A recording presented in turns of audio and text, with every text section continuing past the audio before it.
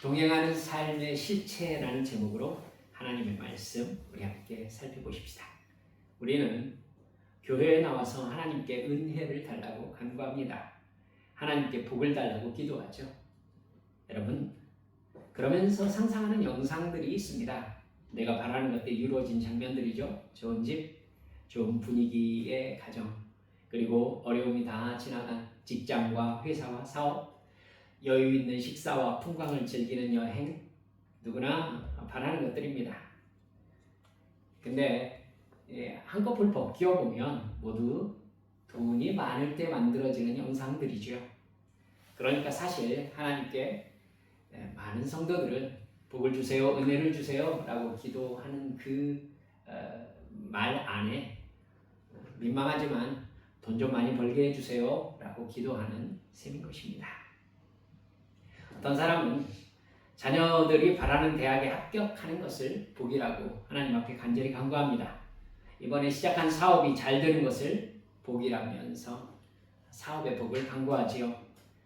그렇게 복과 은혜를 달라고 한 후에 그런 은혜를 받았다는 사람들의 이야기를 솔깃하게 듣습니다. 그런 은혜를 주신다는 설교를 또 경청합니다. 그런 복을 받을 것 같은 예배 분위기를 내는 교회에서 성스러운 성가대의 찬양을 들으면서 기도도 하고 통성기도에 소리를 내어 기도도 해봅니다. 여러분, 비난하고 싶은 생각이 아닙니다. 하지만 이렇게 여러분들께 여쭤봅시다.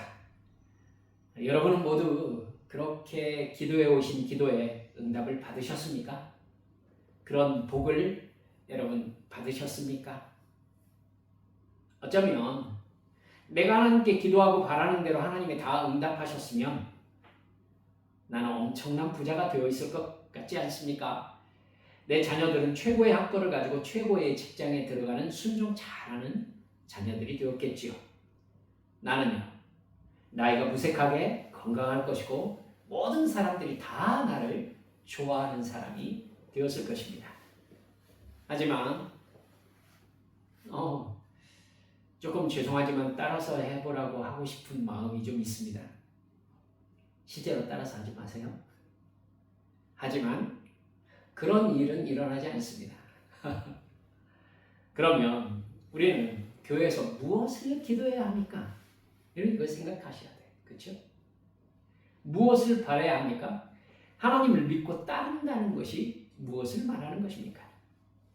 오늘 본문 말씀을 보면 하나님께서 정말 사랑하신 야곱이라는 사람이 나옵니다. 야곱은 여러분이 아시다시피 아버지 이삭을 속이고 형 에서 또한 속이고 형 에서의 장자권을 탈취한, 사실은 이렇게 표현하면은 전혀 지나치지 않죠. 참 못된 사람입니다. 그러나 하나님은 말라기 1장 2절 43절에서 이렇게 말씀하셨습니다. 나 여호와가 말하노라, 에서는 야곱의 형이 아니냐? 그러나 내가 야곱을 사랑하였고 에서는 미워하였으며 그의 산들을 황폐하게 하였고 그의 산업을 광야의 이리들에게 넘겼느니라. 이 말씀을 그대로 사도 바울이 로마서 9장에서 인용해요. 그래서 하나님이 야곱을 사랑하시는 것이 하나님의 뜻이었다라고 말씀하십니다. 하나님이 야곱의 복 중에서, 그러니까 리브가의 뱃속에 있을 때부터 야곱을 사랑하셔서 택하셨다, 이렇게 얘기하세요. 심지어 지금의 이스라엘이라는 나라의 국명이 야곱의 이름이라는 것을 여러분들이 알고 계실 것입니다. 이렇게 하나님의 사랑을 받은 사람의 삶이 우리가 꿈꾸면서 하나님 앞에 이걸 주세요라고 하는 것들이 다 이루어진 삶이 아닐까요? 야곱은 그의 인생 말년에 요셉이 이집트의 총리가 되어서 이집트로 가서 이제 파라오를 야곱이 만나게 되지 않습니까? 창세기 47장 8절 말씀을 보면 파라오가 야곱에게 묻습니다. 네 나이가 얼마냐? 야곱이 9절에서 대답해요. 야곱이 바로에게 아뢰되 내 나그네 길의 세월이 130년이니이다. 130살이라는 것이죠. 내 나이가 얼마 못 되니 아브라함, 이삭 모두 170세가 넘어서 죽었기 때문에 하는 소리입니다. 내 나이가 얼마 못 되니 우리 조상의 나그네 길에 연조에 미치지 못하나 험악한 세월을 보내었나이다. 하나님이 그렇게 사랑한 야곱이 자기 인생을 돌아보며 하는 말은 자신이 험악한 세월을 보냈다는 것입니다. 그러면 우리가 솔직한 얘기로 고민이 되지 않습니까? 하나님이 야곱을 사랑하셨다는 것이 야곱에게 행복을 준 것이 아니었다면 그럼 야곱의 인생에서 하나님이 야곱을 사랑하셨다는 것이 무슨 의미일까? 야곱이 하나님을 섬기며 살아간다는 것이 야곱에게 어떤 의미였을까? 하나님이 나와 함께 하시면 모든 일이 형통한다고 생각하는 건 잘못된 생각일까? 그 질문에 대한 답을 오늘 본문에서 우리 성도들이 엿볼 수 있었으면 좋겠습니다. 그래서 내 인생에서도 하나님이 나를 사랑하신다는 것이 어떤 뜻인가? 내 인생에서 무슨 일이 일어난다는 것인가? 하나님과 동행한다는 것이 어떤 의미를 가지고 있으며 하나님의 뜻에 순종하기 위해서 내가 가져야 될 태도가 어떤 것인가를 아웃라인을 좀 정해보실 수 있는 시간이 되셨으면 참 좋겠다 생각해 봅니다. 첫째, 하나님의 명령에 따르는 일은 모든 일이 순탄하게 풀린다는 말이 아니라는 것을 여러분 마음에 깊이 새기셨으면 좋겠습니다. 이건 성경 전체에서 일관성이 있기 때문에 이건 진리라고 여러분들께 말씀드릴 수 있습니다. 다시 말씀드릴게요. 하나님의 명령에 따르는 일은 모든 일이 순탄하게 풀린다는 말이 아닙니다. 이 말씀이 오늘 설교 말씀에서 가장 주의 깊게 살펴보아야 될 내용입니다. 오늘 본문의 말씀 앞에 창세기 34장을 보면 야곱의 가족은 아주 험한 일을 겪습니다. 야곱은 삼촌 라반의 집에서 20년간 거의 노예처럼 양을 치는 일꾼으로 살았지 않습니까? 여러분, 라반과 외삼촌 라반과 있는 야곱의 시간은요, 이건 조카의 삶이 아니었어요. 삼촌 라반은 야곱의 노동력을 착취하기 위해서 야곱에게 약속한 품삯의 조건을 10번이나 바꿨습니다. 여러분, 품삯을 10번씩이나 내가 이렇게 주겠다 바꿨다는 얘기는 삼촌 라반이 야곱에게 아무것도 주지 않으려는 생각이 훨씬 많았다는 뜻입니다. 그렇죠? 여러분, 그러니까 야곱이 생각하기에 라반이 지금 외삼촌이 나를 지금 조카로 대하고 있는가? 노예로 대하고 있는가? 이렇게 생각할 만한 사건을 20년간 겪었어요. 여러분들께서는요, 여기에서부터 질문을 하셔야 합니다. 이렇게 여러분들께 여쭤보죠. 삼촌 라반에게 그야말로 착취를 당하고 있을 때 하나님께서 야곱을 사랑하지 않으셨습니까? 아니에요. 하나님은 야곱이 삼촌 라반에게 올 때 베델에서 이렇게 말씀하셨어요. 내가 네게 허락한 것을 다 이루기까지 너를 떠나지 아니하리라. 창세기 28장 15절 말씀입니다. 이 말씀을 듣고 하나님께서 나를 보호해 주시고 평탄한 길을 주시겠구나 생각하는 것 잘못 생각하는 겁니까? 고민해 보시라고 여러분께 자꾸 질문을 드리는 겁니다. 하지만 삼촌 라반에게 야곱은 거의 탈취 혹은 착취를 당했어요. 그가 빈털터리 거짓골로 양을 치면서 밤에 광야에서 하나님께 이렇게 탄식하는 거 쉽게 상상이 갑니다. 하나님, 저 이렇게 하시려고 이곳으로 오게 하셨어요? 하나님께서 지금 저와 함께 계시면서 저에게 복을 주고 계시는 것 맞습니까? 물론 하나님은 그를 버리지 않으셨고요. 라반의 고약한 품삯 착취에도 야곱의 재산을 늘려주셨어요. 라반 외삼촌이 야곱에게 검은 점이 있는 무늬의 양이 태어나면 너에게 품삯으로 줄게. 이렇게 말하면요. 온 양떼가 검은 점이 있는 새끼를 낳는 거예요. 반대로 얼룩무늬 양이 태어나면 너에게 품삯으로 줄게. 이러면 온 양떼의 새끼가 얼룩무늬 양을 낳는 겁니다. 이게 분명히 야곱은 부당한 착취와 억울함과 이 고통을 계속 겪고 있는데 하나님은 그의 재산을 지켜주고 계셨습니다. 이럴 때 우리는 편리하게 이렇게 하나님께 여쭐 생각을 합니다. 하나님, 왜 하나님께서는 삼촌 라반이 그렇게 속이는 마음, 착취하려는 나쁜 태도를 가지고 야곱을 대하도록 내버려 두셨습니까? 전능하신 하나님이시기 때문에 이런 일이 생기지 않도록 해주시면 더 좋지 않을까요? 여러분, 그 질문에 대한 대답은 여기 서 있는 목사가 드릴 수가 없습니다. 모르기 때문입니다. 야곱은요, 20년째 되던 해에 하나님의 지시를 따라서 삼촌 라반에게서 도망을 칩니다. 31장 3절을 보면 여호와께서 야곱에게 이르시되 네 조상의 땅, 네 족속에게로 돌아가라. 내가 너와 함께 있으리라 하신지라. 여러분, 이 이야기를 우리가 들었다면 무슨 상상을 하겠습니까?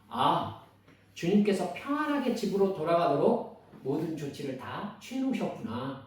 하나님께서 내 앞길을 평탄하게 인도해 주시겠구나. 나는 가면 되는구나. 그러나 삼촌 라반은 야곱을 추격합니다. 여러분, 야곱이 삼촌 라반에게 하나님이 저에게 돌아가라고 하셨습니다. 저 돌아가겠습니다. 라고 말하고 갔었으면 더 낫지 않았을까요? 라고 생각해 보신 적은 없으십니까? 그럼 야곱은 그 생각 안 했겠습니까? 했겠지요. 하지만 그렇게 했을 때 라반이 어떻게 할 것을 야곱이 20년의 세월 동안 겪으면서 알고 있었던 거예요. 그러니까 자기 부인들에게 얘기했는데 부인들은 외삼촌의 딸이지 않습니까? 근데 부인들이 뭐라고 합니까? 도망치자고 얘기합니다. 딸들이 아버지를 아는 거예요. 딸들이 아버지를 알아요. 그래서 야곱은요, 자기 모든 식구와 재산을 데리고 도망을 친 겁니다. 3일 만에 그 소식이 라반에게 들어갔습니다. 여러분, 그것은 야곱이 상당히 멀리 떨어져 가지고 양을 삼촌 라반에 그리고 자기의 재산의 양을 이렇게 치고 있었다는 것을 뜻하지요. 여러분, 그 소식을 듣자마자 삼촌 라반은 야곱을 추격했습니다. 여러분, 추격한다는 것 자체가 무슨 의미입니까? 야곱의 재산을 다 탈취할 생각인 겁니다. 라반은 오직 돈 생각밖에 없는 사람이었습니다. 31장 42절을 보면요, 야곱이 삼촌 라반에게 이렇게 얘기하는 걸 볼 수 있습니다. 우리 아버지의 하나님, 아브라함의 하나님, 곧 이삭이 경유하는 이가 나와 함께 계시지 아니하셨더라면 외삼촌께서 이제 나를 빈손으로 돌려보냈으리이다마는 하나님이 내 고난과 내 손의 수고를 보시고 어젯밤에 외삼촌을 책망하셨나이다. 그렇습니다. 하나님께서 야곱에게 손대지 말라고 라반에게 말씀하셨기 때문에 야곱이 무사할 수 있었던 겁니다. 왜 하나님은요, 이를 이렇게 어렵게 하시는 것일까라는 생각 들지 않습니까? 여러분, 속된 얘기로 이렇게 얘기해 봅시다. 삼촌 라반이 추격하기 전에 출발하기 전에 라반에게 꿈에 말씀하실 것 같았으면 야곱 추격하면 너 죽는다 한마디로 했으면은 추격을 아예 안 했을 거 아닙니까? 그렇죠? 즉 이런 일들, 어려운 상황들, 또 서로 불편한 일들이 일어나지 않도록 하시면 얼마나 좋냐는 것이죠. 이걸 우리에게로 바꿔보면 고난이라고 할 만한 일들을 겪지 않도록 하시면은 하나님과 우리와의 사랑의 관계가 더 낫지 않을까요? 그렇게 돌아온 야곱은요, 에서를 만나면서도 그야말로 천신만고의 고생을 합니다. 그 이야기는 너무 유명한 이야기니까 여러분들에게 다시 말씀드리지 않겠습니다. 에서와 그야말로 기가 막힌 재회와 화해를 하지 않습니까? 그리고요, 야곱은 세겜성 근처에 장막을 칩니다. 형 에서와 화해한 야곱에게 걸림돌이 이제 없었습니다. 야곱은 거기가 양을 치기 참 좋은 땅이라고 판단합니다. 실제로요, 지금도 세겜은 굉장히 교통의 요충지로서 양을 치고 이곳저곳으로 이동하기 참 좋은 곳에 위치해 있는 성입니다. 여러분, 참 좋은 땅이었기 때문에 그곳에 야곱이 정착하고 싶어 했어요. 그래서 증거가 무엇입니까? 그곳에서 땅을 삽니다. 땅을 샀다는 건 거기에 살겠다는 뜻이잖아요. 그러나 야곱의 딸 디나가 세겜성 축제에 갔다가 강제로 몹쓸 일을 당하고 맙니다.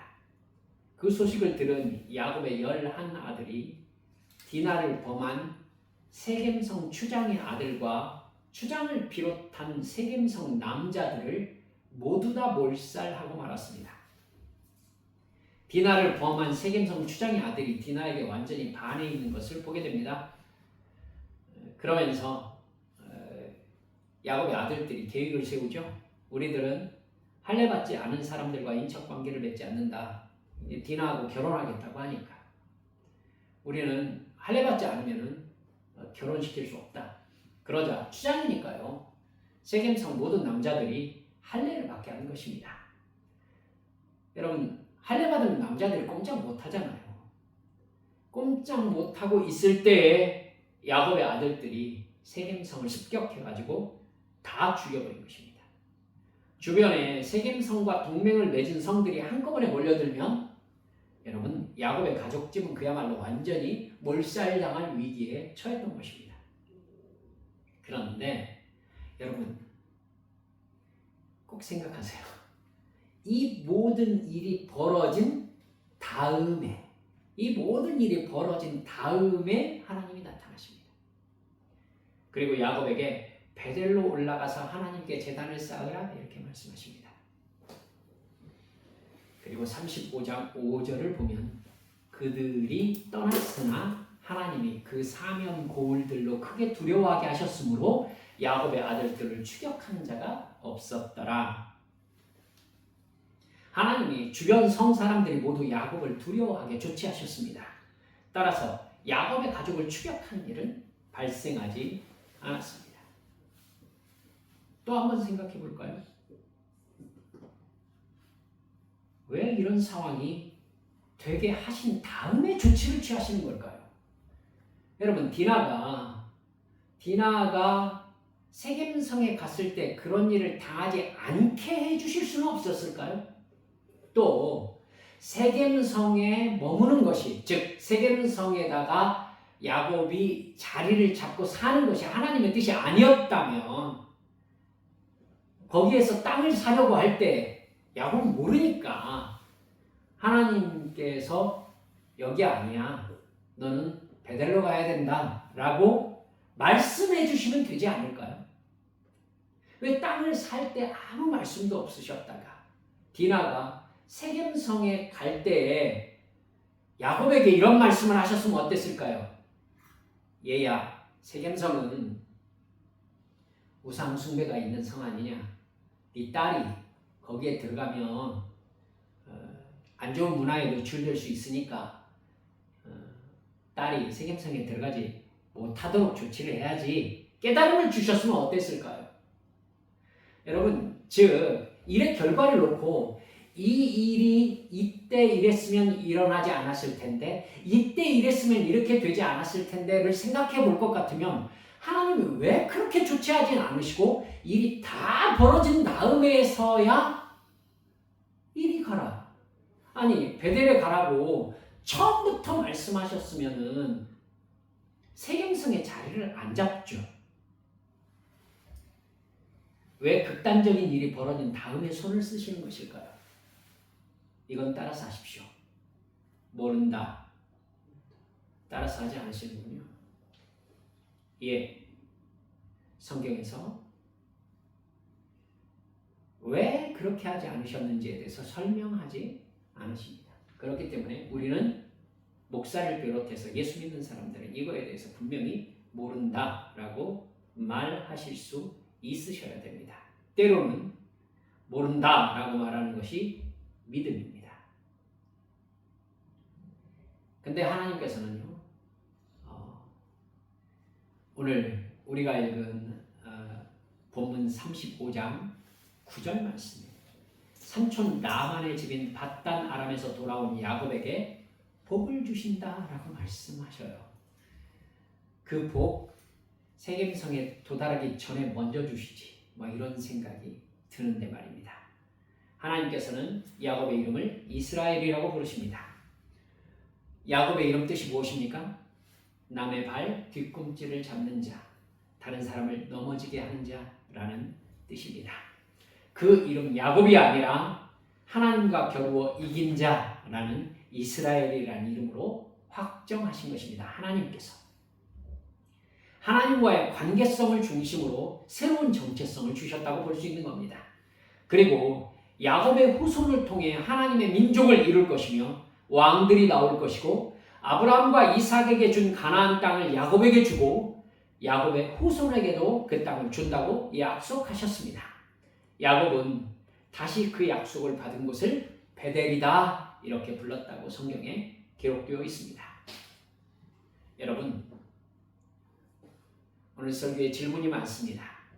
이런 하나님과의 만남이 있으면 정말 고생 끝났구나, 이제 정말 평안한 인생을 주시겠구나 라고 생각할 만하지 않을까요? 이렇게 하나님이 복을 주시고 하나님의 처소로 올라가는 것을요, 야곱이 봤어요. 하나님을 이렇게 뚜렷하게 보고 듣고 경험한 사람이 성경에 몇 사람이나 됩니까? 하나님이 정말 나를 사랑하시는구나, 이제까지의 고생을 갚아주시는구나 생각할 만하지 않냐는 것이죠. 그러나 그 다음에 바로 일어난 일이 바로 우리가 읽은 성경 본문 말씀입니다.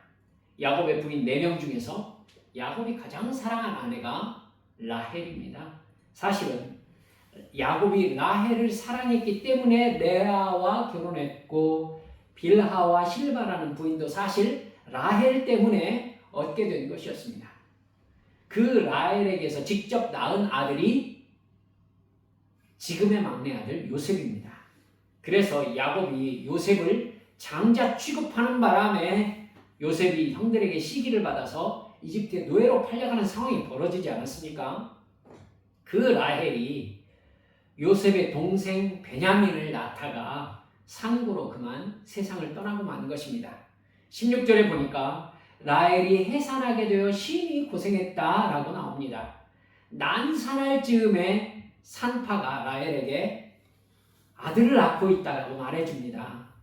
마침내 아들을 낳은 라헬은 그 아들을 베노니라고 불렀다고 성경에 나옵니다. 내 슬픔의 아들이라는 뜻입니다. 그리고는 세상을 떠나지요. 엄마 없이 자랄 막내 아들이 너무나 안쓰러워서 베노니, 내 슬픔의 아들 이렇게 부르고 죽은 거 아니겠습니까? 19장 20절을 보면 정말 무심해서 슬픈 상황을 우리에게 말해줍니다. 라헬이 죽음에 에브라 곧 베들레헴 길에 장사되었고 야곱이 라헬의 묘에 비를 세웠더니 지금까지 라헬의 묘비라 읽었더라. 야곱의 슬픔이 전혀 적혀있지 않아서 오히려 더 슬픈 느낌이 드는 말씀입니다. 어쩌면 야곱은 하나님께 이것이 하나님께서 저에게 복을 주신 결과입니까? 라고 묻고 싶지 않았을까요? 여러분, 산고로 그가 세상을 떠났다는 것은 사고잖아요. 그렇죠? 즉 자연사가 아니잖아요. 바로 얼마 전에 하나님이 직접 야곱에게 오셔서 후손의 복을 말씀하시면서 내가 너에게 복을 준다고 말씀하셨잖아요. 근데 그 하나님의 말씀하신 복이 무색하게도 야곱의 인생에서 가장 중요한 비중을 가진 여인, 가장 사랑한 여인 라헬이 죽은 것입니다. 야곱은 아무 말 없이 라헬의 묘비를 세웁니다. 우리는 야곱의 인생을 통해서 하나님과의 관계에서 정말 중요한 전제를 이제 세우실 수 있으셔야 되겠습니다. 하나님은 야곱과 언제나 함께 계셨습니다. 야곱을 말라기에서 내가 야곱을 사랑했다라고 말씀하실 정도로 언제나 사랑하셨습니다. 언제나 야곱을 도와주시고 언제나 지켜주셨습니다. 하나님은 언제나 야곱에게 복을 주셨습니다. 하지만 그것이 야곱이 생각하는 복이나 은혜의 개념이 아니었다는 것을 여러분 기억하시기 바랍니다. 즉 하나님이 나를 사랑하시고 복을 주신다는 것은 내 삶에 어려운 일, 고난이 없어진다라는 뜻이 아니라는 것을 여러분 마음에 꼭 새기시기 바랍니다. 여러분 이걸 새기시라고 자꾸 추석 설교로 여러분들께 말씀드리는 것은 이것을 마음에 새긴 사람과 새기지 않은 사람의 기도가 전혀 다르기 때문입니다. 이걸 마음에 새긴 사람은요, 고통과 어려움 속에서 일어나야 할 일이 일어나고 있다는 것에 대해서 이해합니다. 야곱도 그랬고, 여러분 아브라함도 그랬어요. 이삭도 그랬고요. 모세도 그랬습니다. 요셉도 그랬어요. 여러분 구약 신약으로 넘어와 보세요. 예수님도 그랬고요. 사도 바울도 그랬어요. 수많은 사도들의 인생에서 이것은 일관되게 있었던 일이었습니다. 어려운 일, 고난, 예수님께서 대놓고 말씀하셨죠. 나를 따르는 자는 고난을 받으리라. 사랑하는 여러분들, 하나님께서 우리에게 고통을 주시지 않는 것이 복이라고 생각하면 고통스러운 상황이 딱 닥쳤을 때 우리는 하나님께 하나님 어떻게 이런 일이 있을 수 있습니까? 이것이 하나님이 나를 사랑하시는 사랑입니까? 라고 말하게 되는 겁니다. 이해하시겠죠? 그것은 여러분 굉장히 복잡한 상황을 만들어요. 저를 보세요. 하나님 저를 사랑하신 게 맞습니까? 라고 기도를 해버리면요. 하나님과의 관계 설정을 처음부터 다시 세팅해야 되는 상황이 벌어지는 거예요. 하나님은요. 성경에서 당신이 사랑하시기 때문에 누군가의 인생에서 고난을 제거해 주신 적이 거의 없어요. 거의 없어요. 제가 왜 거의라고 얘기를 하느냐면 확인할 수 없기 때문입니다. 야베스의 기도에서 주께서 내게 복을 주시려거든 내 지경을 확장하여 주시고 나에게 고난을 제거하사 하나님을 섬길 수 있도록 내게 복을 주십시오. 이렇게 얘기하거든요. 하나님께서 응답하셨더라라고 말씀하세요. 그렇기 때문에 야베스는 어떤 인생을 살았는지에 대해서 제가 확신할 수 없어서 거의라는 말을 붙였습니다. 하지만 적어도 하나님께서 그를 통하여 일하시고 하나님의 하나님 되심을 드러냈던 사람들의 인생을 살펴보면 고난을 겪지 않은 사람은 하나도 없습니다. 하나도 없습니다. 그 사람들의 인생을 바라보면서 하나님 왜 그런 일이 벌어지지 않게 해주시지는 않으시고 벌어진 다음에 조치를 취해 주십니까? 왜 그런 식으로 관계를 맺으세요? 라고 하나님께 저는 여러 번 여쭈었습니다. 하지만 하나님은 저에게 응답하지 않으셨습니다. 여러분, 제가 그리고 생각한 것이 성경에 이분들은 하나님께 그런 질문하지 않았을까? 질문했을 것 같더라고요. 그럼 하나님 뭐라고 하셨을까? 대답 안 하셨을 것 같더라고요. 근데 예수님께서 신약에서 뭐라고 하셨다고요? 나를 따르는 자는 고난을 받을 거야. 하나님이 말씀하신 거죠. 여러분 그러니까 우리 마음속에 이제 어떻게 하자고요? 주님을 섬기며 우리 주님의 말씀에 순종하며 사는 삶은 뭐가 있는 삶이다? 고난이 있는 아멘. 할렐루야. 여러분 그렇게 전제를 까세요. 그러면 하나님 앞에 여러분 올바른 출발점에서 기도를 시작할 수 있게 되는 것입니다. 우리가 생각하는 편안함과 부유함, 세상의 즐거움과 재미를 누리는 삶, 이것과 하나님이 주시는 복과는 관계가 없을 때도 많다는 것을 여러분 기억해 주시기를 간절히 바랍니다. 둘째, 그렇기 때문에 내 인생을 이끄시는 하나님의 뜻에 대해서 나만의 영적인 기준, 즉 하나님과의 관계가 올바로 설정되기를 여러분 간절히 바라는 마음입니다. 야곱이 죽기 전에 요셉에게 축복하면서 자기 인생을 돌아보며 하는 말이요, 창세기 48장 15절 16절에 나오고 있습니다. 뭐라고 얘기하느냐면요, 야곱의 기도거든요. 창세기 48장 15절 16절, 내 조부 아브라함과 아버지 이삭이 섬기던 하나님, 나의 출생으로부터 지금까지 나를 기르신 하나님, 나를 모든 환난에서 건지신 여호와의 사자께서 이 아이들에게 복을 주시오며 이들로 내 이름과 내 조상 아브라함과 이삭의 이름으로 칭하게 하시오며 이들이 세상에서 번식되게 하시기를 원하나이다. 여러분, 자기 인생 전체에서 험악한 인생을 살았노라고 할 만큼 고난과 슬픔과 고통이 많았지만 야곱은 자기 인생 전체를 하나님이 복 주시고 인도한 인생이었다라고 해석해냈어요. 여러분, 해석해냈다고 말씀드렸습니다. 이 상황을 하나님의 은혜로 해석해낼 줄 아는 것이 믿음입니다. 나의 출생으로부터 지금까지 나를 기르신 하나님, 나를 모든 환난에서 건지신 여호와, 이렇게 고백하고 있잖아요.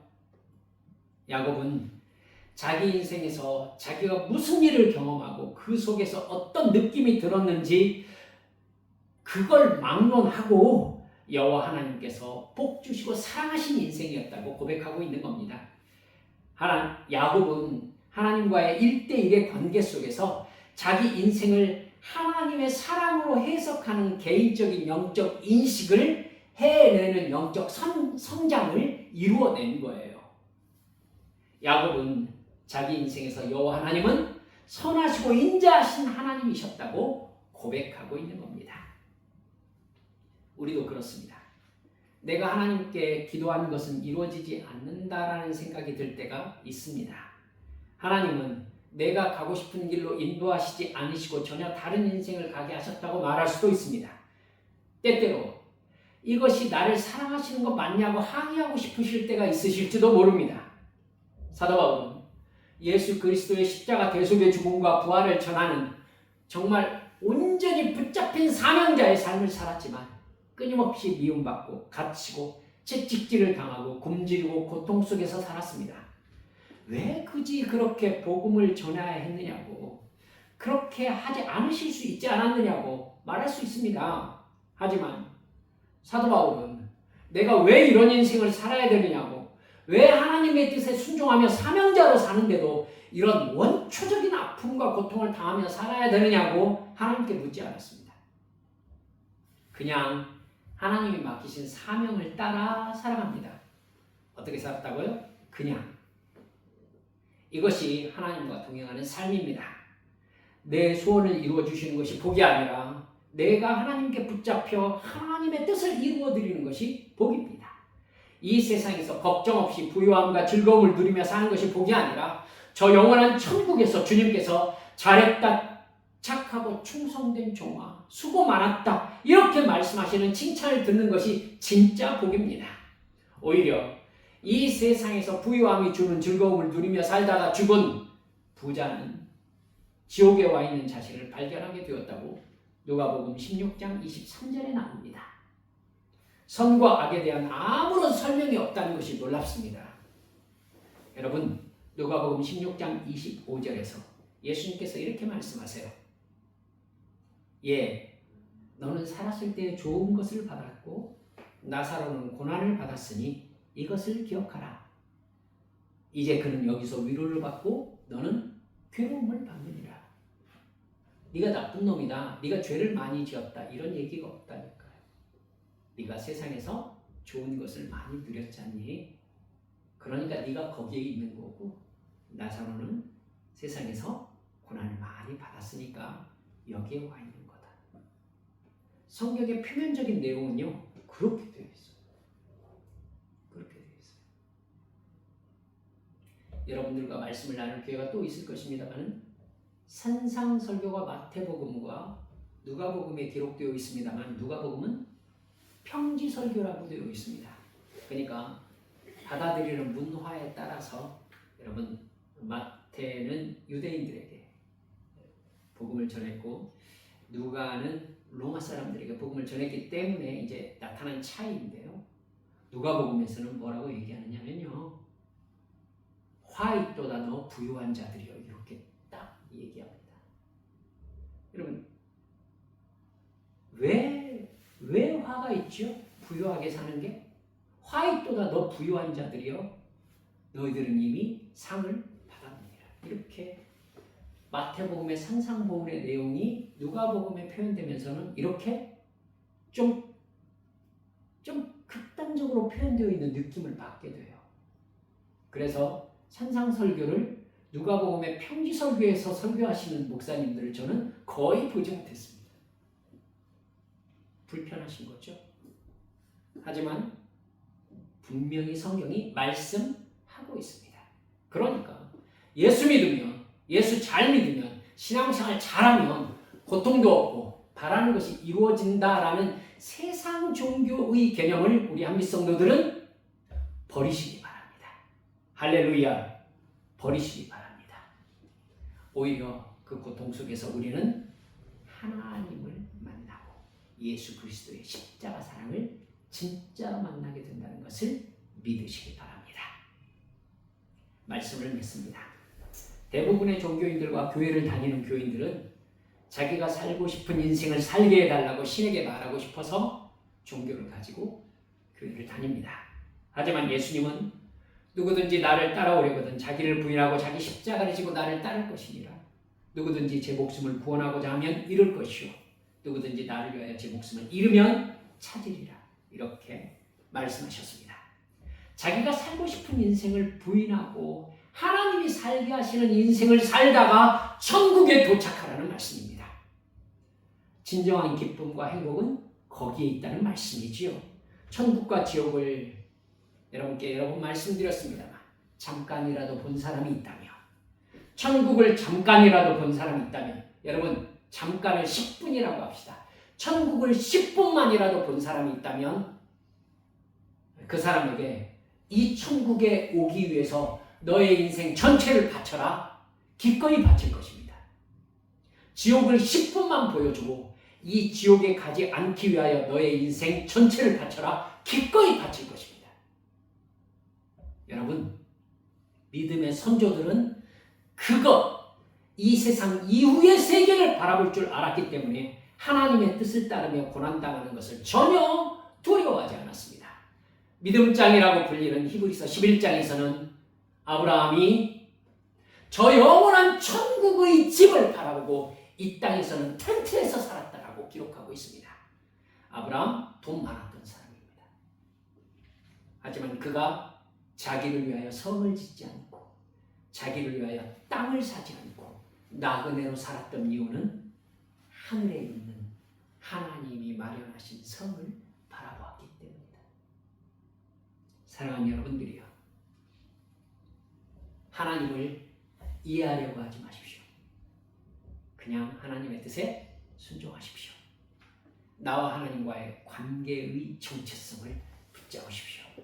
그러면 우리도 마지막 날 나의 무거운 짐을 모두 벗고 하는 말, 예수 인도하셨네 라고 찬양할 수 있을 줄로 믿습니다.